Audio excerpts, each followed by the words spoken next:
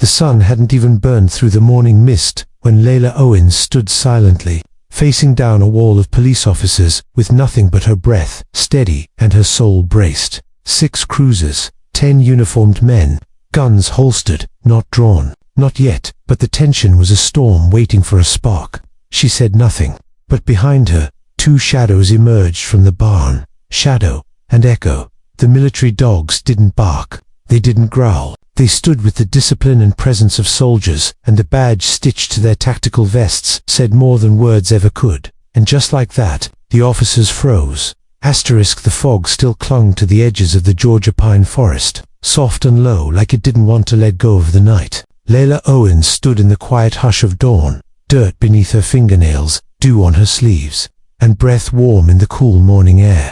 Her back was straight, her eyes sharp, her hands motionless. She wasn't armed, didn't need to be. When Shadow and Echo stood just out of sight, waiting. There was no sound but the rhythmic thrum of cicadas and a single leaf drifting from the oak above her porch. And then came the engines. 6 police cruisers rolled in like they owned the road. They didn't arrive with sirens, but with silence, the kind that tells you everything without a word.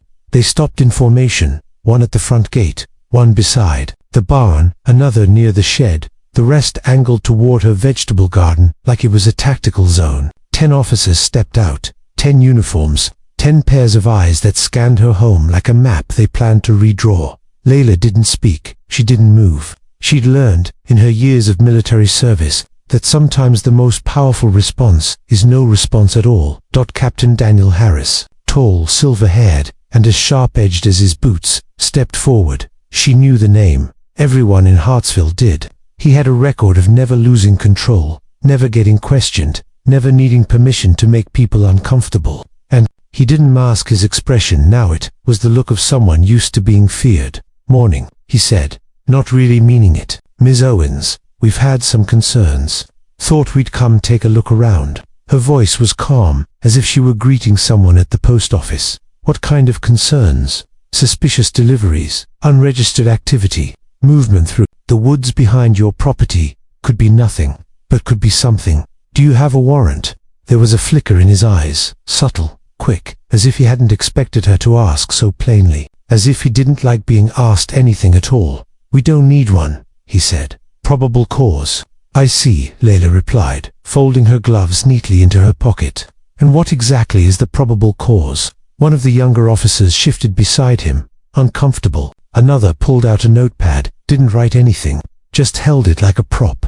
Layla had been through checkpoints in Kabul, through briefings in underground bunkers, through rescue missions where every step mattered. She knew how intimidation worked. She knew how fear was built not through volume, but through silence and presence. What she didn't expect was to feel the same energy she felt overseas in her own front porch. "I don't consent to a search," she said evenly. Harris didn't look surprised, but he wasn't pleased either. "Let's take a walk," he ordered, waving 2 of his men toward the barn. Another veered toward the garden, boots flattening the young shoots of spinach she'd spent weeks growing. Someone chuckled low under his breath, but it carried. The barn door creaked open, and Layla's fingers pressed gently against the side of her watch. It wasn't a panic button. It wasn't a call for help. It was a signal. Silent, prearranged, meant only for 2. Shadow and Echo moved like fog through the interior of the barn. No bark, no warning, just presence. Controlled, purposeful. Shadow led, posture steady, eyes locked on the figures outside. Echo followed, a half-step behind, younger but no less trained. Their vests bore an insignia, barely visible unless you knew what to look for. A black star with a gold border. Federal Service. Advanced K9. Tactical class. One officer backed up immediately. Another stopped mid-step. Harris looked up, narrowed his eyes.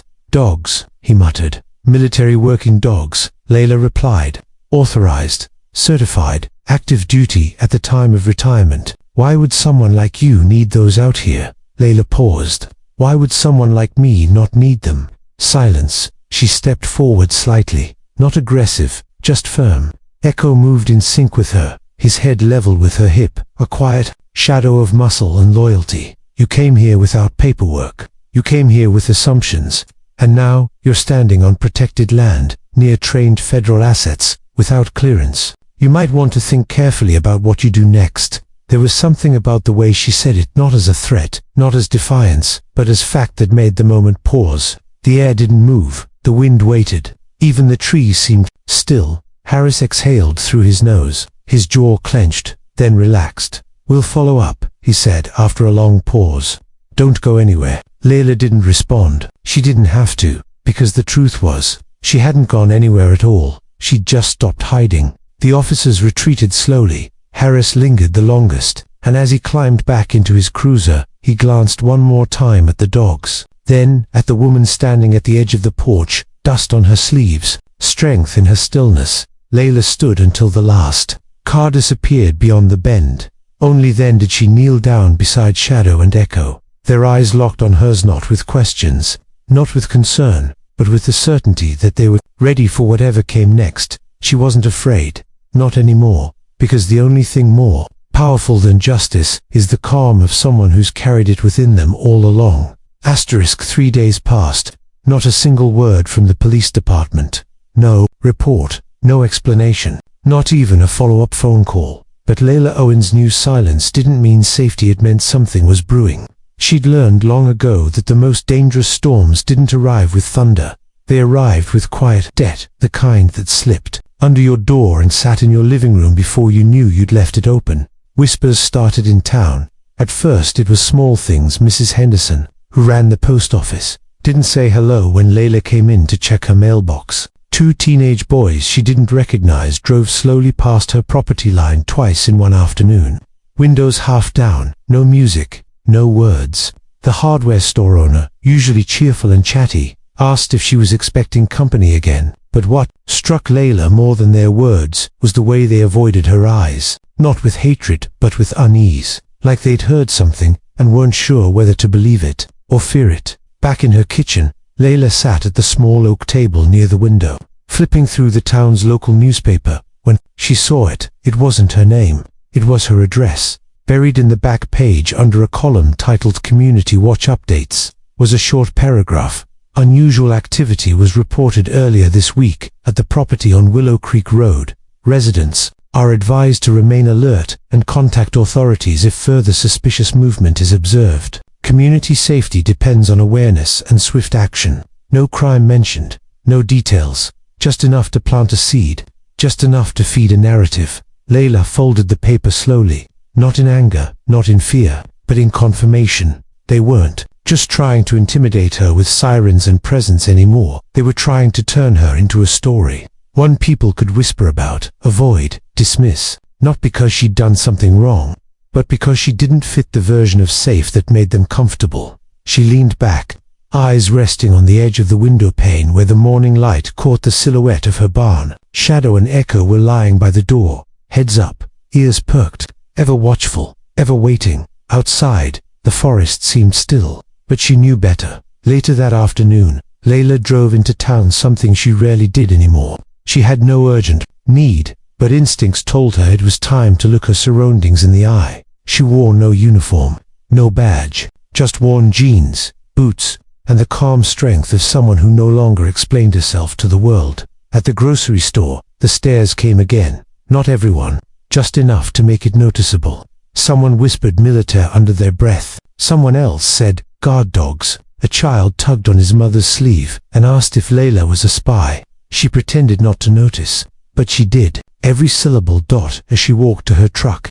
She passed a man sitting on a bench near the hardware store, a Vietnam veteran she'd met once during a local Memorial Day ceremony. He gave her a slight nod, and then a curious look. "Word is," he said quietly, "you've got people nervous." Layla paused, one hand on her keys. "People get nervous," she replied softly, "when they don't understand what they're looking at." He squinted at her, then gave a small smile. "You think it'll blow over?" She thought for a long second before answering. "No," she said.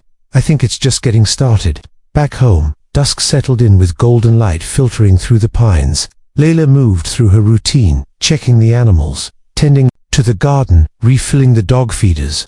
Simple things that grounded her. But just as she reached for the barn door, she noticed something strange. The latch was off. She always latched it, always quietly. She stepped back and made a sharp, subtle whistle, 2 notes, barely audible. Echo appeared first, then Shadow, both slipping out of the house and flanking her position. They sensed it 2 hours forward, bodies low. Layla took a slow step around the side of the barn, scanning the edge of the woods behind her. Property, nothing.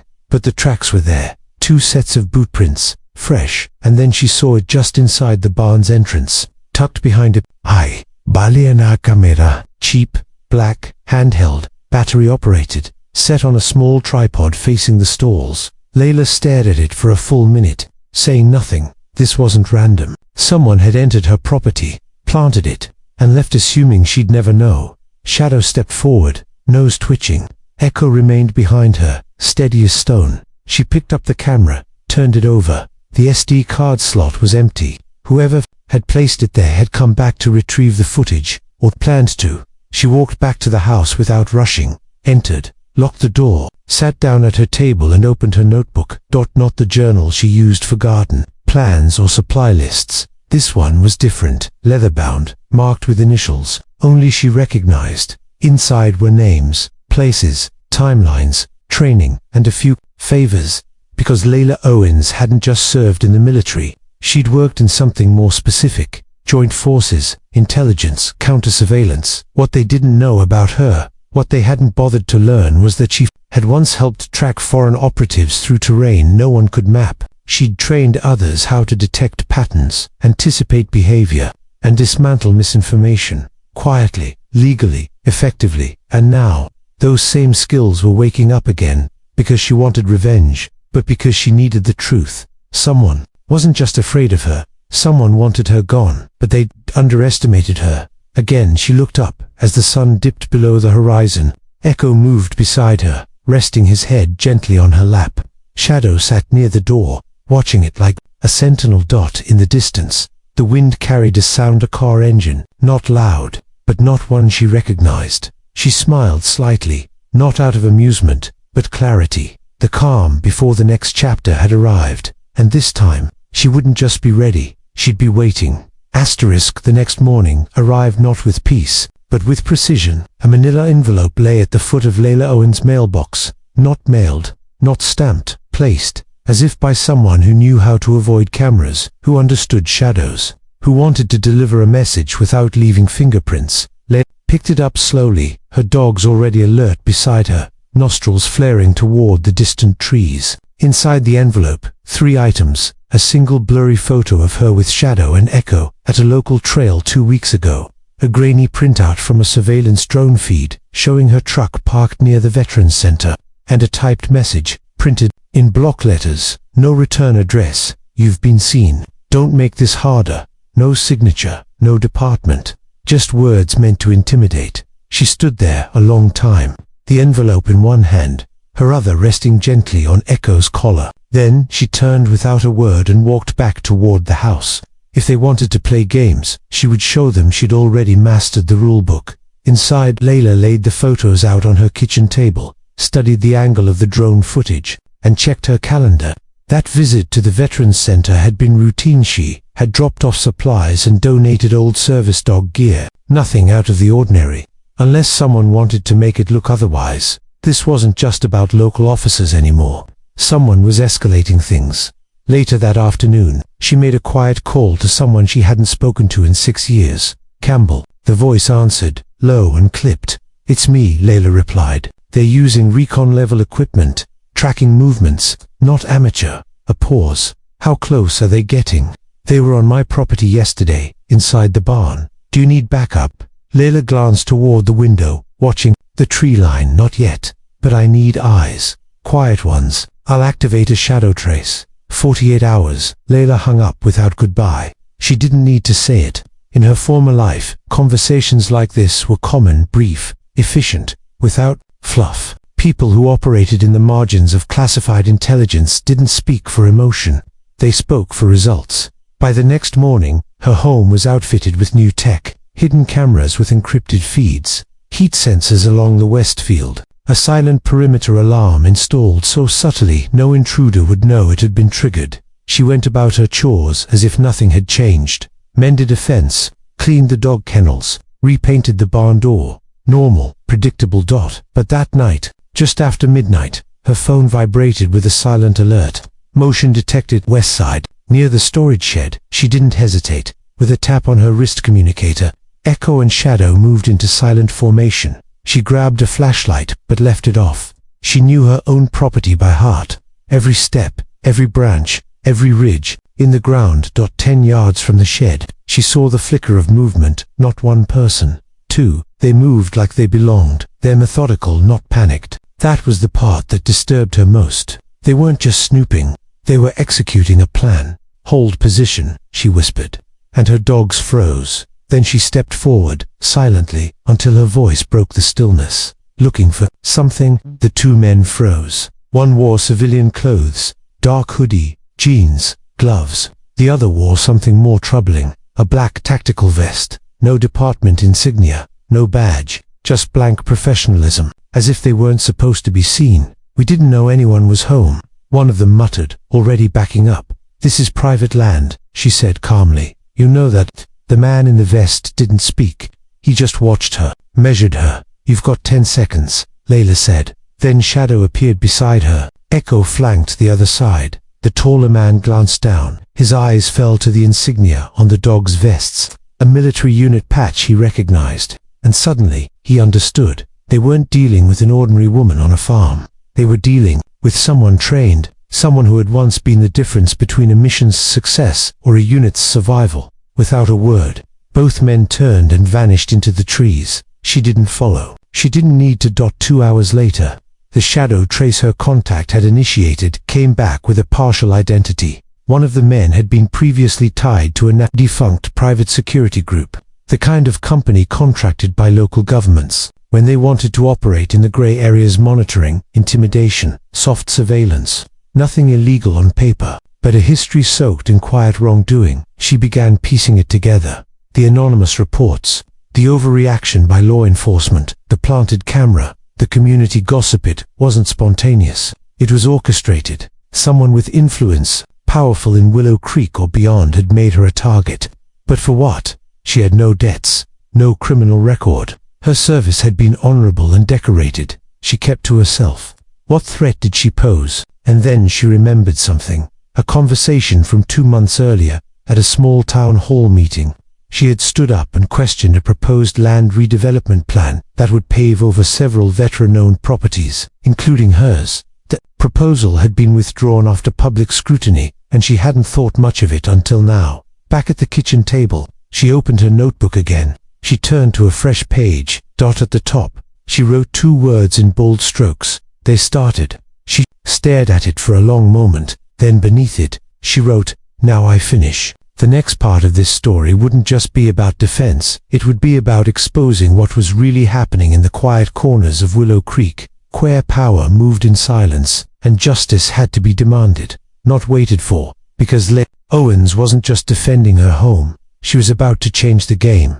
At sunrise, the town of Willow Creek began its daily rhythm.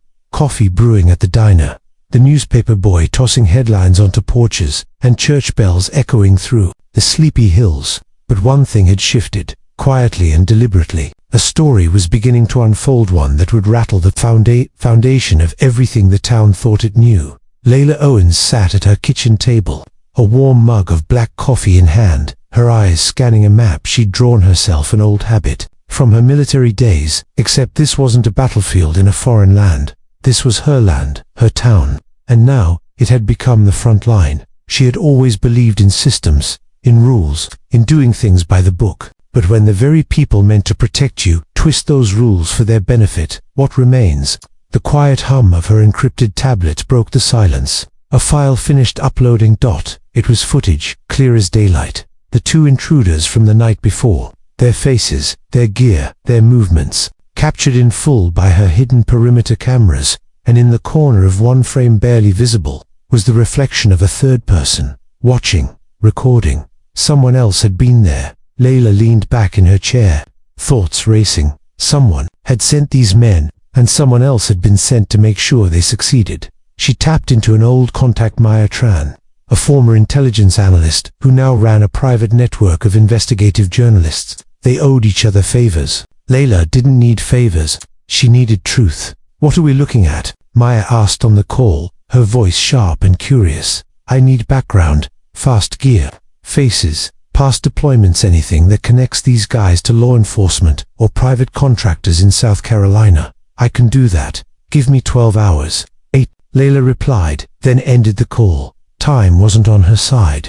By midday, Layla was in town, deliberately visible. She walked through the market, bought peaches from a vendor who still wouldn't meet her eyes, paid in cash at the feed store, spoke kindly to the librarian, who used to nod but now barely acknowledged her presence. She felt the shift, a subtle tension, the kind that lingers before a storm. But Layla wasn't here for acceptance, she was here for information. At the county records office, she pulled up property filings, zoning requests, and council meeting minutes. Names she had seen in the redevelopment plans reappeared: Councilman Vincent Harrow, real estate developer Charles Norwich, and police captain Simon Burke. Together, they had formed a land acquisition committee, quietly buying out properties on the edge of town through a front company. 3 parcels remained unbought. One of them was hers. No wonder they had started pushing. They weren't just trying to intimidate her, they were trying to force her hand. But she wasn't just another name on a deed.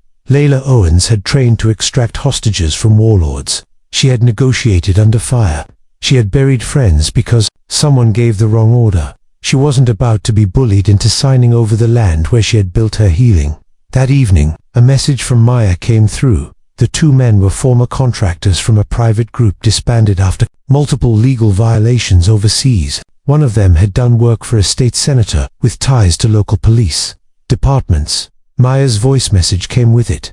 "This goes deeper than I thought. You've got something they need, or worse, you're someone they fear because you can't be bought." That night, Layla made her first public move. She drafted a letter, part testimony, part warning, part undeniable truth. She attached the video footage, the names she'd uncovered, and a quiet message at the bottom: "If anything happens to me, this goes to the press, and then the world." She sent copies to 3 people she trusted: Maya, a local attorney who represented veterans pro bono, and the head of a national watchdog group focused on land fraud and public corruption. Then she waited, but not in silence. In the early hours of the morning, she and her dogs patrolled the property, not out of fear but as a reminder.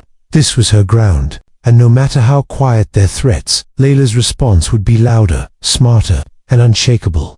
At 3:43 a.m., a single message appeared on her burner phone: "They know you know. Be ready." She smiled. She was more than ready, because now, it was her move, and Layla Owens never missed a target. Asterisk, the first headline dropped at 8:12 a.m. Willow Creek woman targets local corruption. Land grab, exposed by 8:47 a.m.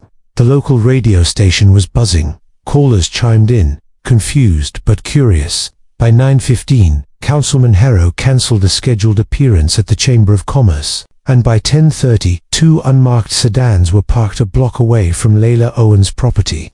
Engines idling, windows tinted too dark for a town that had always claimed nothing to hide. But Layla didn't watch the headlines. She watched the response. She had seen it before in different countries, under different flags. The truth was never a wrecking ball. It was a spark. Small, barely noticeable, until it hit the right corner of a very dry forest. That morning, she did what she always did. She ran the perimeter with echo and shadow, their movement as fluid as breath. She chopped wood, checked the fence line, brewed strong black coffee, and waited. It was only a matter of time. Just after noon, the first visitor arrived. A white SUV rolled slowly down her gravel drive.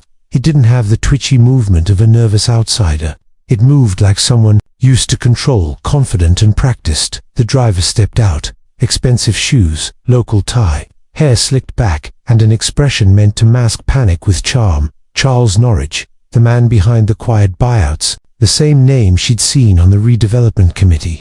Now, suddenly, he wasn't hiding behind legal jargon and corporate shields. He was here, in person. Layla stepped out onto the porch, her stance casual. Echo lay at her feet. Shadow remained hidden, but she gave a subtle signal, and he moved into position, silently just out of sight, exactly where she needed him.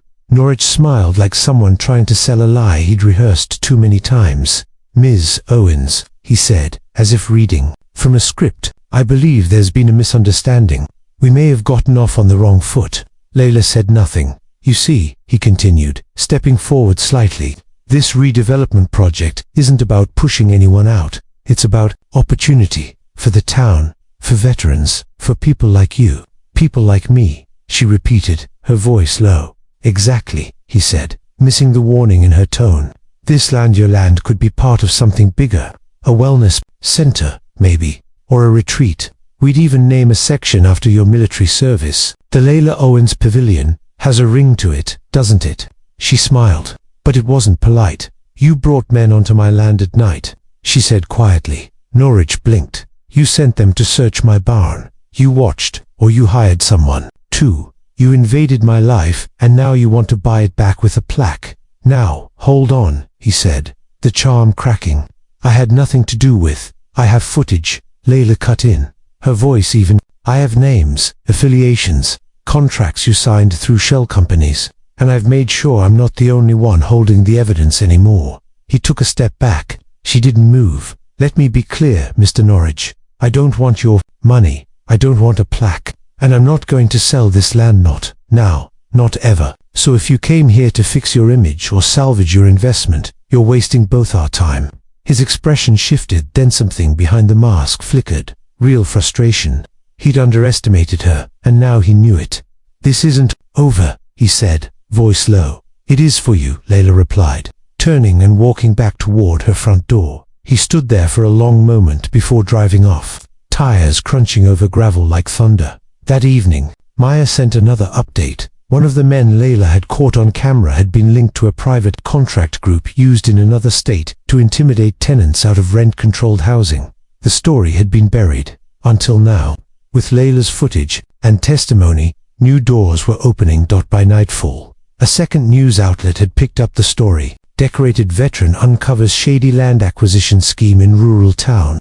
And by morning, everything shifted again. A knock at her door. Not from law enforcement, not from a threat, from someone who had once sat silent during every council meeting, who had voted yes out of pressure or fear or ignorance. Maria Sutton, town clerk, mid-50s, glasses too large for her face, shaky hands holding a folder. I want to help, she whispered, stepping inside. Inside the folder, internal memos, meeting, minutes not made public. Emails, ones that revealed the redevelopment committee had been planning to invoke eminent domain within 60 days, even if residents refused to sell. One memo detailed non-compliance protocols for difficult property owners. Her name was highlighted. I didn't know what they were doing at first, Maria said, her voice trembling. But when I saw what happened to you, I couldn't stay quiet anymore. Layla offered her tea in silence. She knew what it cost someone to speak. Truth in a town built on fear. The next phase of her plan took shape. With Maria's documents, Maya's press network, and legal guidance from a national veterans advocacy group, Layla began organizing a public forum. Not in town hall, on her land. A community gathering. No speeches, no microphones, just truth. One by one, veterans began to show up. Some who had served with her, others who simply heard the story and came to stand beside her. Black, white, old, young. All with scars, all with pride, and all with land they'd been quietly pressured to give up. This wasn't just Layla's fight anymore. It had become a movement, a reckoning, and it was only just beginning. Asterisk. The summer sun rose over Willow Creek with a heat that felt different, not just temperature, but tension. The kind of energy you can't see, only feel. In town, something had shifted. People spoke more carefully, looked over their shoulders, listened to each other in ways they hadn't before, and at the edge of that quiet town, on 5 acres of fiercely defended land, Layla Owens stood with both feet firmly planted, waiting for what would come next. She wasn't alone. Veterans from neighboring counties had begun arriving days earlier. Some brought dogs, others brought tents. Many brought stories that mirrored Heartland threatened, reputations smeared, and silence bought with intimidation. But now, they were done being quiet. The field behind Layla's farmhouse had transformed. Flags lined the perimeter, not political, but personal. Unit insignias, honor medals, folded banners carried from battlefields thousands of miles away. Tables were set up with documents, photographs, news clippings. The display wasn't flashy, but it was powerful. A living testimony of service, sacrifice, and now, resistance. At noon, they gathered. No press conference, no stage, just a circle, dozens of chairs filled with veterans, farmers, teachers, mechanics, and families who'd lived in Willow Creek long before the word redevelopment had begun echoing through town hall. Layla stood in the center. There are moments in life, she said, when we're asked to remember who we are, not just what we do, but what we stand for. This is one of those moments. There was no applause, just stillness, respect. Then others began to speak, one by one. A former Navy corpsman who'd lost his farm in a neighboring county to a suspicious foreclosure. A retired teacher whose lease was mysteriously terminated after attending a zoning protest. A young woman who'd grown up in Willow Creek and left at 18 because she thought she'd never belong, now back, holding her toddler and weeping as she thanked Layla for giving her a reason to return. Their voices built something stronger than a wall or weapon. They built witness. And the town took notice. That same day, an unmarked black SUV parked outside City Hall. 2 agents from the office of the Inspector General stepped out, briefcases in hand, greeted by state officials who had received copies of Layla's files through the Veteran Advocacy Network. Inside, they began conducting interviews quietly, but thoroughly, across town. The police chief, who had dismissed the midnight raids as procedural misunderstandings, announced an immediate internal review. That same evening, Captain James Reynolds was placed on administrative leave, pending investigation. But the most unexpected development came just before sunset. Mayor Danvers, who hadn't made a public statement in weeks, appeared on the local evening broadcast, seated at a table alone, hands clasped tightly. He looked tired, like a man who'd realized the ground beneath him was shifting too fast to steady. "I made mistakes," he said into the camera. "I trusted the wrong people. I ignored the right ones. And I allowed fear to guide decisions. That should have been grounded in service. No excuses. Just the beginning." The community forum turned into a nightly gathering, not just for stories but for strategy. They created a legal defense fund for property owners. Facing pressure, they published a community journal that chronicled the ongoing investigation. They launched a mentorship program pairing veterans with at-risk youth in town, many of whom had watched from the shadows, unsure whom to trust. One night Layla stood by the fire pit with Shadow curled at her feet. Maya approached quietly, her phone in hand. "You've gone national," she said, flipping the screen toward her. Headline: Veterans Stand Against Land Corruption, Sparks National Veteran-Led Justice Coalition. Layla looked at it, then, back to the fire. "This was never about going viral." Maya nodded. "But it's about going visible. And you've done that." Later, as the fire crackled and soft voices shared laughter beneath the stars, a young girl approached Layla. She couldn't have been more than 10. She had dark curly hair, a serious expression, and wore a backpack twice her size. "Are you the lady who stopped the bad people?" she asked. Layla knelt to meet her eyes. "I didn't stop them by myself," she said gently. "It took a lot of good people standing together." The girl reached into her backpack and pulled out a folded piece of paper, a drawing. Layla standing with Echo and Shadow, and a crowd of people behind her, holding signs that read things like "Truth Wins" and "Protect Our Home." "I made this in school," she said. "My teacher told us to draw someone brave." Layla swallowed the lump in her throat. "Thank you," she said softly. "That means more than you know." As the crowd thinned and night deepened, Layla walked the perimeter of her land. The stars above seemed closer somehow. The wind carried the hum of distant conversations, shared food, and repaired trust. She thought back to the woman who stood alone on this same porch weeks ago, facing down a line of officers without a warrant, relying on memory, instinct, and 2 loyal dogs to protect the truth. Now she had more than instincts. She had a community, she had a movement, and she had proof that one person, when they stand with purpose, can expose lies, protect legacy, and spark change far beyond their fence line. Because sometimes, standing your ground isn't about refusing to move, it's about refusing to be moved for the wrong reasons. And sometimes, courage doesn't roar. It walks out quietly, day after day, and says, "This land is mine. My story matters, and I will not be erased."